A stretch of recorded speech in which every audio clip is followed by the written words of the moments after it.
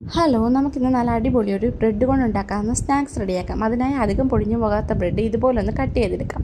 അതിനുശേഷം നമുക്കിതിനായി ഒരു എഗ്ഗിൻ്റെ മിക്സ് റെഡിയാക്കാം. അതിനായി ഒരു ബൗളിലേക്ക് 2 കോഴിമുട്ട പൊട്ടിച്ചൊഴിച്ച് അതിലേക്ക് ഒരു 1/2 ടീസ്പൂൺ കുരുമുളക് പൊടിയും നിങ്ങൾക്ക് ഇഷ്ടമുണ്ടെങ്കിൽ കുറച്ച് ഒറിഗാനോയും പിന്നെ അതിലേക്ക് തന്നെ കുറച്ച് മല്ലിപ്പൊടിയും 1/4 ടീസ്പൂൺ ഉപ്പും 1/2 ടീസ്പൂൺ ചില്ലി ഫ്ലേക്സും ഒരു 1/2 ടീസ്പൂൺ ചിക്കൻ മസാലയും കൂടി ചേർത്ത് നന്നായി ഒന്ന് ബീറ്റ് ചെയ്തെടുക്കാം.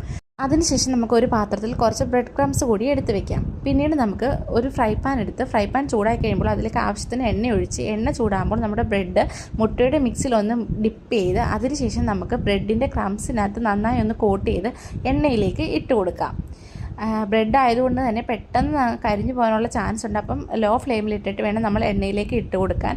അതിനുശേഷം നമുക്ക് ഒരു സ്പൂൺ ഉപയോഗിച്ച് തിരിച്ചിട്ട് കൊടുക്കാം. ഇതുപോലെ നല്ല ബ്രൗൺ ഷെയ്ഡായി കഴിയുമ്പോൾ നമുക്ക് എടുത്തു മാറ്റാം. അങ്ങനെ നമ്മുടെ ബ്രെഡ് കൊണ്ടുള്ള ഈസി ആൻഡ് സ്പൈസി ആയിട്ടുള്ള സ്നാക്സ് ഇവിടെ റെഡി ആയിരിക്കുകയാണ്. അപ്പോൾ കുട്ടികൾക്കൊക്കെ വളരെ ഇഷ്ടപ്പെടും. എല്ലാവരും ഒന്ന് ട്രൈ ചെയ്ത് നോക്കൂ.